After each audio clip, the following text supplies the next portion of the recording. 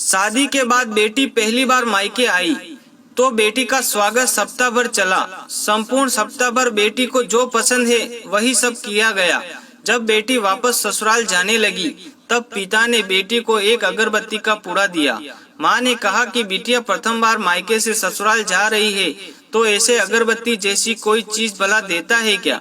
अब पिता ने झट से जेब में हाथ डाला और जेब में जितने भी रुपए थे वो सब बेटी को दे दिए। ससुराल में पहुंचते ही सासू माँ ने बहू से पूछा कि माता पिता ने बेटी को विदाई में क्या दिया। जब उन्हें अगरबत्ती का पुड़ा भी दिखा तो सासू माँ ने बहू को कहा कि कल पूजा में यह अगरबत्ती लगा लेना। सुबह जब बेटी पूजा करने बैठी तो उसने वह अगरबत्ती का पुड़ा खोला जिसमें से एक चिट्ठी निकली। चिट्ठी में लिखा था, बेटी यह अगरबत्ती स्वतः जलती है मगर संपूर्ण घर को सुगंध से भर देती है।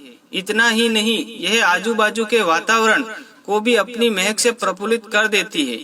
हो सकता है कि तुम कभी अपने पति से रूठ जाओ या कभी अपने सास ससुर जे अथवा देवर ननद से नाराज हो जाओ या कभी तुम्हें किसी से बात सुननी पड़ जाए या फिर कभी पड़ोसियों से तुम्हारा दिल खट्टा हो जाए, तब तुम मेरी यह भेंट का ध्यान करना, स्वयं अगरबत्ती की तरह जलना और पूरे घर को प्रफुल्लित रखना। तुम स्वतः सहन कर ससुराल को अपने व्यवहार और कर्म से सुगंधित करना। बेटी चिट्ठी पढ़कर फपक फपक कर रोने लगी। सासू माँ लपक कर आई। पति और ससुर जी भी पूजा घर में पहुँचे जहाँ बहू रो रही थी। अरे हाथ में चटका लग गया क्या, ऐसा पति ने पूछा। क्या हुआ यह बताओ, ससुर जी बोले। सासू माँ आजू बाजू में देखने लगी तो उन्हें बहू के पिता द्वारा सुंदर अक्षरों में लिखी चिट्ठी नजर आई। चिट्ठी पढ़ते ही उन्होंने बहू को गले लगा लिया और चिट्ठी ससुर जी के हाथों में दे दी। चश्मा ना पहने होने के कारण वजह से उन्होंने चिट्ठी बेटे को देकर पढ़ने के लिए कहा। सारी बात समझते ही संपूर्ण घर स्तब्ध हो गया। सासू माँ बोली, अरे यह चिट्ठी तो फ्रेम करानी है।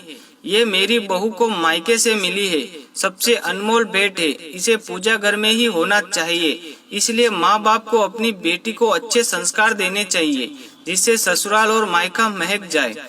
इसलिए आप हमेशा जरूरतमंदों की सहायता करते रहो जिससे प्रभु जी भी आपका ख्याल रखे। ऐसी हमारी मनोकामनाएं पूर्ण करें। कहानी अच्छी लगी हो दोस्तों तो कमेंट में जरूर बताएं और कहानी को ज्यादा से ज्यादा शेयर करें। फिर मिलेंगे एक प्रेरणादायक छोटी सी कहानी के साथ। जय हिंद, जय भारत, जय श्री राम, जय बजरंगबली, हर हर महादेव। कहानी को ज्यादा से ज्यादा शेयर करें दोस्तों।